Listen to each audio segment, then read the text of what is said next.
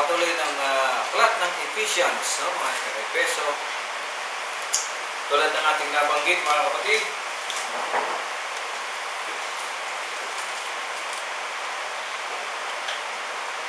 ang layunin daw ng pagparito ng Panginoon Kristo tungkol sa kaligtasan ng mga kaluluwa ay nandun sa verse 10. Ito'y palagi kong inuulit-ulit, pagdating ng takdang panahon. Bigat yun, no? Pagdating ng takdang panahon.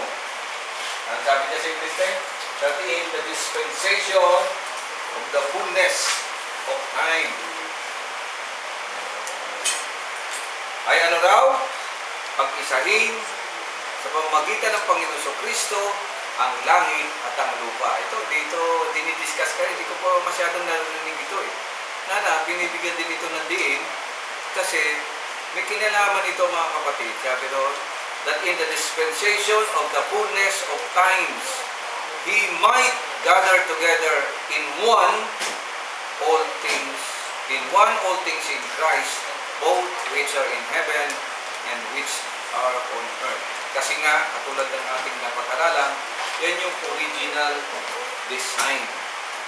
Ulitin ko yan ang original design ng pagkalika ng Diyos.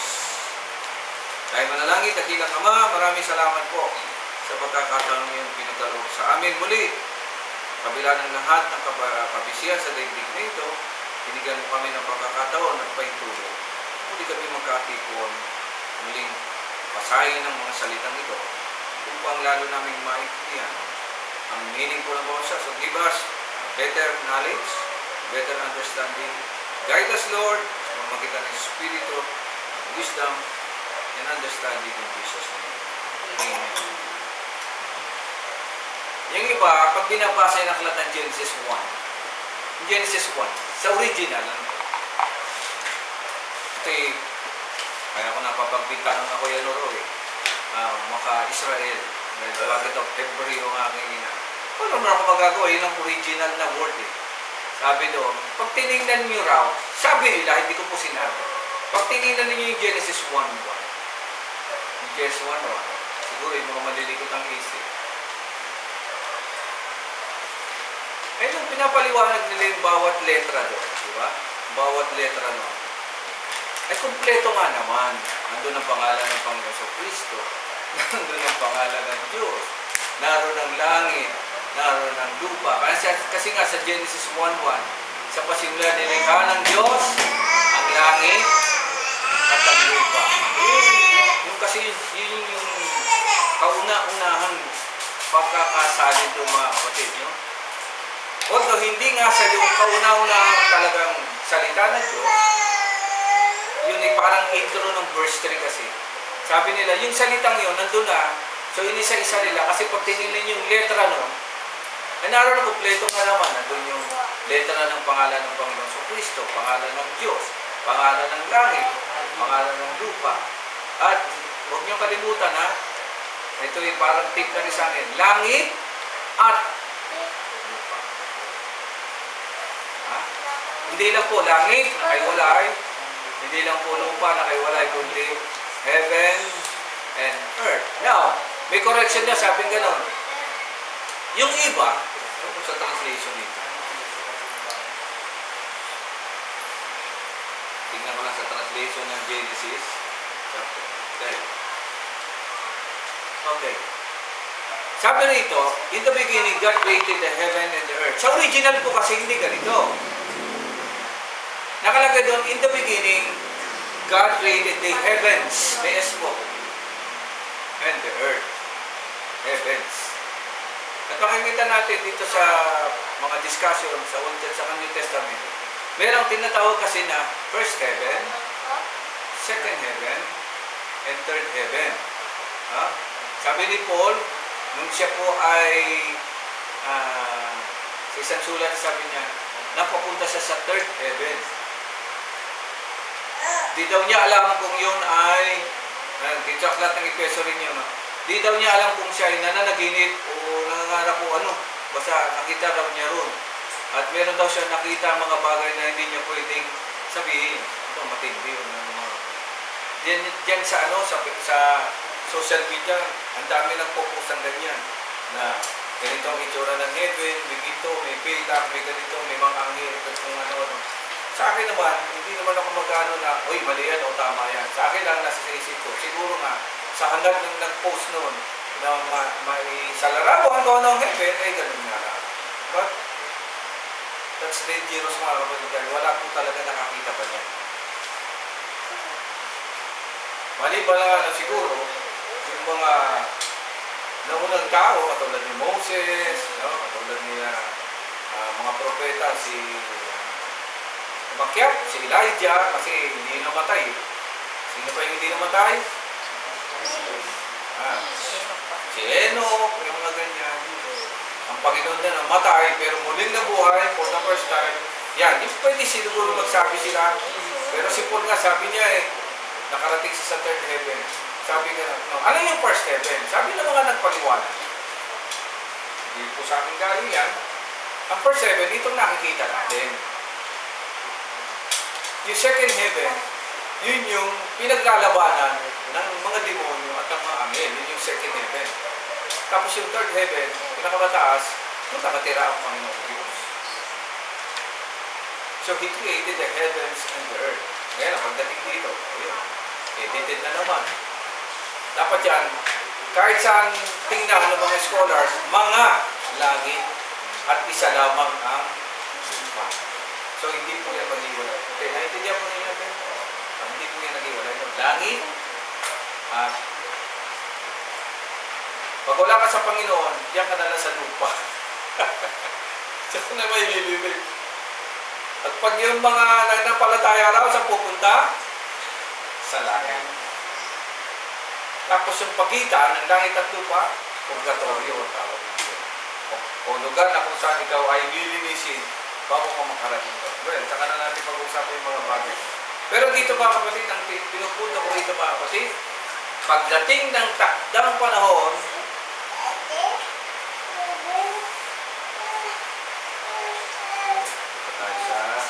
pagdating ng takdang panahon,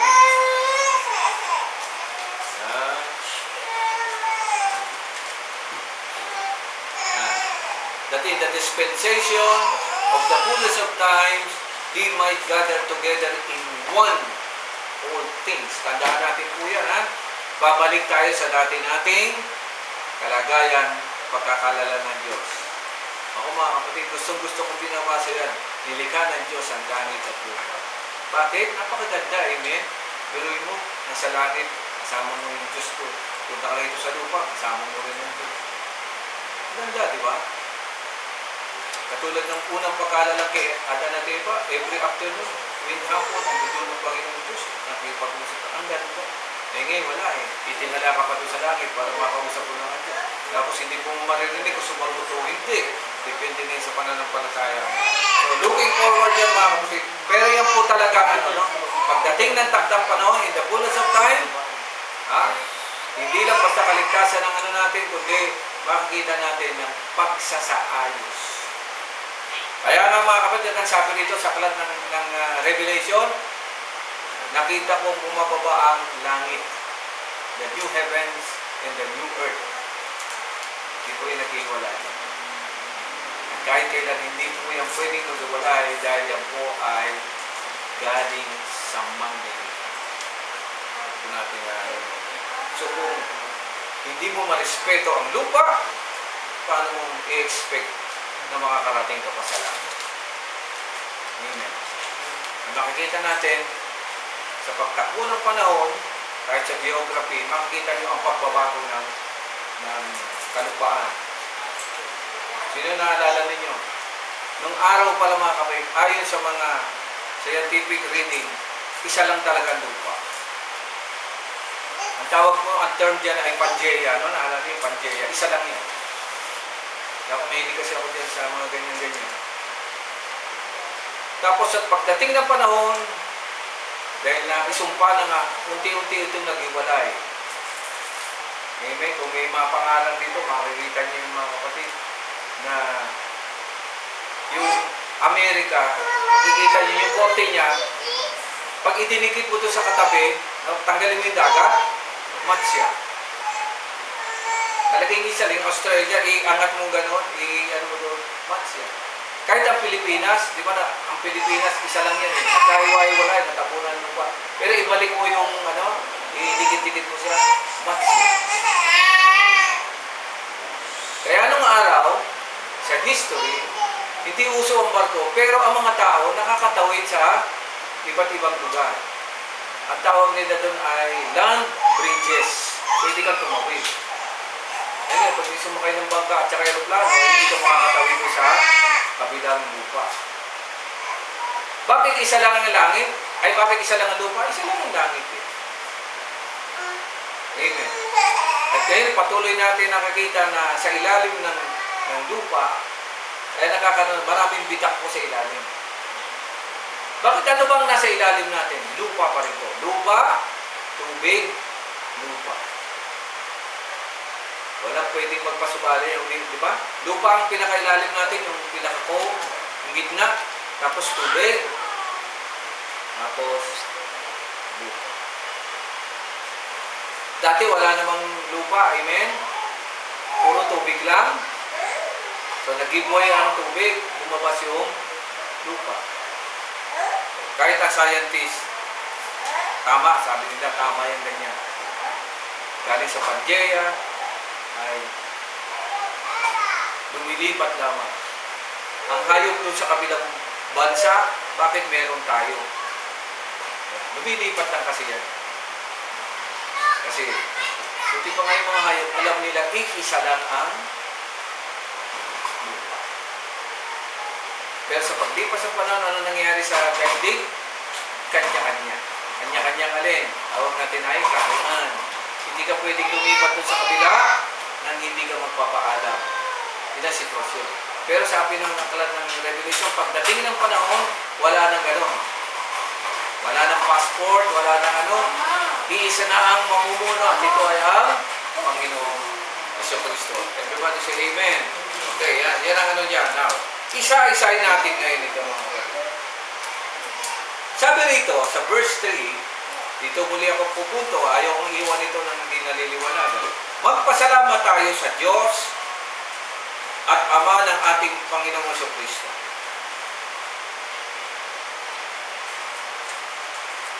Pinagkalooban niya tayo ng lahat ng pagpapalang Espiritu. Sa English thing, God and sabi nga ng isang scholar, mga kapatid, ito yung nagusto ko rin sabi niya. For the first time, ang Hudyo po kasi, hindi nila binabanggit ang pangalan ng Diyos. Naintindihan po ninyo? Pag binabasa po nila yan, lalo na pag vocal, pag nakita nila yung pangalan ng Diyos, yung 4 na letra, hindi po nila yung binabasa. Bakit hindi nila binabasa? O respeto. Amen? At sa totoo lang, kung tunay ang Diyos mo, hindi mo siya nakikita, hindi mo rin alam kung ano ang pagbigkas ng pangalan niya. Amen? Bakit kami pangalan? Rosemary. Kaya ang pangalan niyong buo?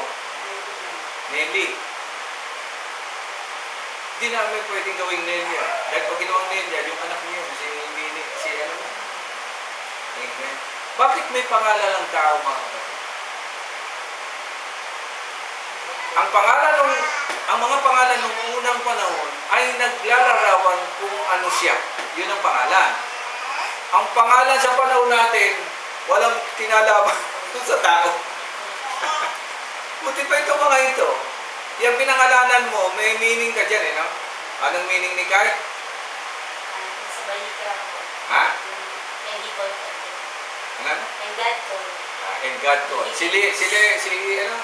Asan ba si ano? Heart and life. Oo. Heart, di ba? Ganun ang pangalan ng araw.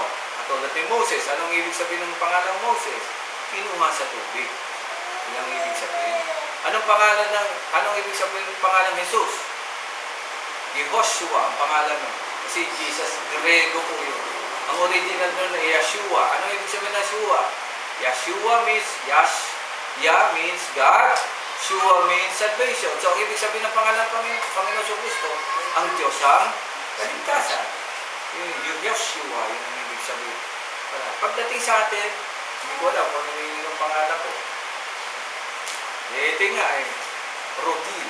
Yung iba, Isaya yung iba, Rodel. Siya Rodil. Bakit Rodil? Isaya man? Ay gano'n. Ronnie, hindi ko alam kung sabi pinag-iid ako sa duling. Yun ang kukwento ng gamit ko. Duling daw, rolling duling. Hindi ako naduling mga kapatid. Sa totoo lang, yung 4 na letrang yan, wala hanggang ngayon nakakalam ng tunay paano po siya basahin. Kasi ang letra po ng pangalan ng Diyos, wala po siyang small letter. Puro siya capital letter. Y, Yod, Hey, Bab, Hey. Y, H, W, H. Yung W, questionable yun. Pero yun ang original. Pinalitan ng B. Kaya naging Yehovah. Basa nila mga kapatid. Which, ang sabi ng mga mali daw po pagbasa yun. Ngayon, dahil bago sila magsabunutan at mag-away, ang ginagawa na ng mga Diyos, hindi na nila yun binabanggit. Kasi masamang banggitin ang pangalan ng Diyos ng kahit kailan, kahit anong okasyon, dahil baka magamit mo ang pangalan niya sa hindi magandang paraan. Thou shalt not mention the name of the Lord thy God in vain. Naalala niyo yun? Huwag niyo babanggitin ang pangalan ng Diyos sa walang kabuluhan. Commandment number 2, 1. Yeah. So, hindi nila mabasa ngayon. Pagdating niya sa pangalan ng Diyos, pinapalitan na lang nila ng Adonai. Anong ibig sabihin ng Adonai? Lord sa English o Panginoon sa Tagalog. Ganun po sila magbasa. Now, for the first time, ngayon naman ninyo narinig to? For the first time, may tumawag sa pangalan ng Diyos God. Daddy. Ang Panginoong Isus lang ang gumawa. Tawag niya sa niya is Dear Daddy. Abba, Father. Hindi ko sila nagtatawag ng Abba. Dear yun. Abba. It means Dear Daddy. Di ba guys? Dad ang tawag ng Panginoon. Anong ibig sabihin no? Kaya nga, ang sabi ng John 3:16, bugtong na anak ng Diyos. Begotten Son of God. Pag sinabing begotten, the only one. Gets niyo? Wala nang nauna, walang susunod. The only one. Yun ang ibig sabihin ng begotten Son. Kaya nga, for God so loved the world that He gave His only begotten Son. Bakit? Siya lang kasi ang tumawag sa Diyos dati. Di katulad sa panahon natin ngayon, lahat na lang, dahil yung si Etik, dahil ang tawag dito. Wala na ka. Mga pamangkin ko, tawag sa kanya, sabi mo, maganda rin. Because that is pagtawag ng pagkilala doon sa tao ngayon. Walang nakakakilala sa Diyos, walang nakakita sa Diyos kahit kailan pa man. Di ba? Nabasa natin sa Old Testament. Pero isumunod na salita, sino raw? Maliban sa kanyang bugtong na anak, ang Panginoon. Okay? Nakakatulong na ba mga kapatid? Bubukas ang isipan natin. Okay. Kaya sabi, magpasalamat tayo sa Diyos at Ama ng ating Panginoon sa Kristo. Yan na yun. Yung relationship nila. Pinagkalooban niya tayo ng lahat ng pagpapalang spiritual dahil sa pakikipag-isa ay saan daw nakukuha ang spiritual blessing? Doon mo makukuha sa bugtong na anak ng Diyos. Yung lamang po. Wala nang iba. Liwanag po yan ha? Spiritual blessing sa pakikipag-isa mo sa Panginoon sa Kristo dahil ang spiritual blessing nasa Panginoon lang. Wala pong ibang magmumula, hindi sa pastor, hindi sa church, hindi sa denomination. Kapag nakipag-isa ka sa Panginoon sa Kristo, nababahagi ng kanang spiritual blessing. Bakit? Ito bakit papaliwanag ko sa bandang ano? Dahil nga, ang Panginoon sa Kristo, kumbaga sa katawan siya yung ulo, tayo ang katawan. So pag ikaw nakakabit sa ulo, ibig sabihin nakakabit ka sa katawan, spiritual blessings, ito yung mga bahagi ng katawan. Ibig sabihin, hindi yan pare-pareho. Iwanan yan. Amen po mga kapatid. At sa ating ng verse 4, at sa ating ng pakikipag-isang ito, mahirap ito mga kapatid, hiniram na niya tayo bago pa nilikha ang sanlibutan. Naku, mabigat ito. Ano yan? Predestination? Ayan na. Yan tinatawag. We have been predestinated. Nasa English. Having predestinated us unto the adoption of children. Okay. In whom also we have obtained an inheritance. Bakit inheritance mga kapatid? Bakit inheritance? Sino bang nakakaroon na ng inheritance? Anak lang po ang nakakaroon. Kahit mag-asawa kayo, alam ko ito dahil basta batas na. Kahit mag-asawa kayo, yung asawa mo hindi kasama po yun sa inheritance. Ang inheritance kasi para lang sa anak. Hindi naman niya anak yun eh. Yun ay son-in-law. O tawag dito sa babae, sa daughter-in-law. Pag in-law, wala pong karapatan. Tama? Kayo mamanay ni pangalan na sweetheart mo? Wala siyang mamanay. Kasi hindi naman siya anak. Kasi pag namatay, halimbawa, hindi ka naman mag-asawa ng iba eh. Kaya ganun eh. Ganun ang batas. Kasi may nagtatanong, kasi nga sa barangay ako, maraming ganyan na ano. Nagtatanong kung ano-ano mga tinatanong, pinapaliwanag namin yung mga. Sino lang ang binigyan ng inheritance? Anak lang ng Diyos. Sino lang ang binigyan ng karapatang maging anak ng Diyos? Alam niyo, anong verse yan? Ay binigyan ng karapatang maging anak ng Diyos. Sino man sumampalataya at mapabilang sa kanyang katawan, siya lang ang makakaroon ng inheritance. Amen. Natandaan niya mga kapatid. Sa anak ka, walang problema. Kung anak ka sa labas, malaking problema yung mga kapatid. Kahit sa saan pang batas na, ano yung batas ng Diyos, batas ng Pilipinas, batas ng ano po ng mundong ito, wala ang karapatan. Sabi rito, in whom we have obtained an inheritance. Alin ang inheritance natin? Being predestinated according to the purpose of Him who worketh all things after the counsel of His own will. Napakahirap intindihin mga kapatid. No? Sabi rito, purpose of Him. Ang predestination, sabi, pagtatakda ng kaligtasan. May nagtanong kasi, kung ikaw ay predestination, ay kahit anong gawin mo, ako na-encounter ko na ito, eh, niligtas ka pa rin. Alam niyo, nung bago pa ako sa buhay pa si Pastor Sanay noon eh, bago pa ako sa panampalataya, pa-Bible study kami, may nakausap kami. Hindi naman makikinig naman. Ang sabi pa naman niya, tayo ay predestinated. Anong sabi niya? Halimbawa, sabi namin, di nakikinig, ako may wala pang huwang nakikinig na ako.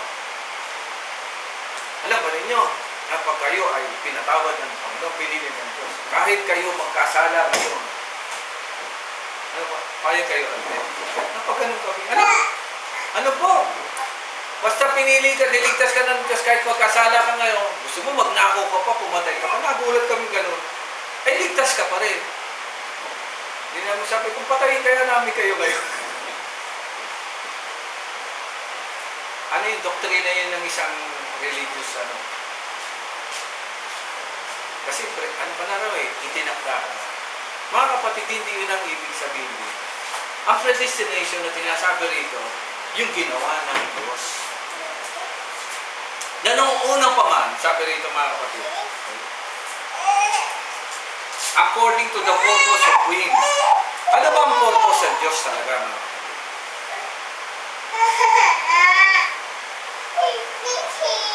Walang nakakaalam nung una. Pero nahalata lang yan nung siya ay nagtawag ng isang tao sa pangalang Abraham.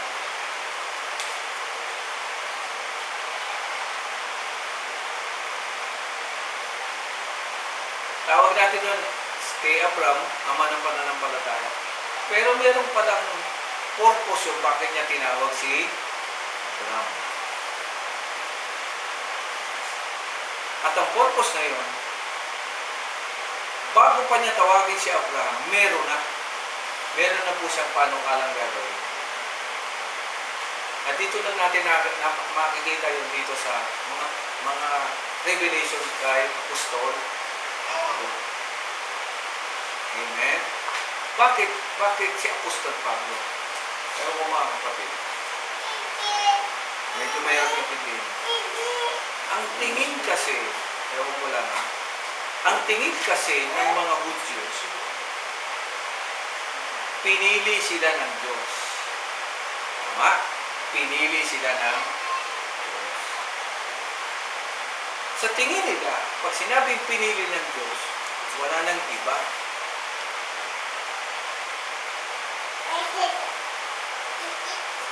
Wala nang susunod. Kasi binigyan sila ng batas ng Diyos, yung Ten Commandments, as a guide kung anong gagawin nila para manatili sila bilang pinili ng Panginoon Diyos. Naintindihan po ninyo mga kapatid. Sa madaling salita, kung yung 12 tribo lang, kung hindi ka Hudyo, anong labas natin natin? Ay hindi tayo kasama sa pinili ng Diyos. Eh, ang lumabas, yung mga hintil, sa bandang huli, nakasama sa mamaya, papanggitin yan. Sa mga pinili pala ng Panginoon Diyos. Papasahin ko, sabi rito.